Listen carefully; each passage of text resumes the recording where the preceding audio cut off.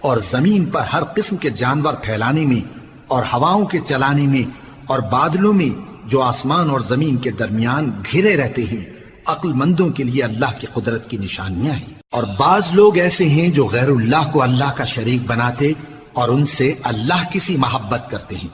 لیکن جو ایمان والے ہیں وہ تو اللہ ہی کے سب سے زیادہ دوست دار ہیں۔ اور اے کاش ظالم لوگ جو بات عذاب کے وقت دیکھیں گے اب دیکھ لیتے کہ سب طرح کی طاقت اللہ ہی کو ہے، اور یہ کہ اللہ سخت عذاب کرنے والا ہے۔ اس دن کفر کے پیشوا اپنے پیروں سے بیزاری ظاہر کریں گے اور دونوں عذاب الہی دیکھ لیں گے اور ان کے آپس کے تعلقات منقطع ہو جائیں گے۔ یہ حال دیکھ کر پیروی کرنے والے حسرت سے کہیں گے کہ اے کاش ہمیں پھر دنیا میں جانا نصیب ہو، تاکہ جس طرح یہ ہم سے بیزار ہو رہے ہیں اسی طرح ہم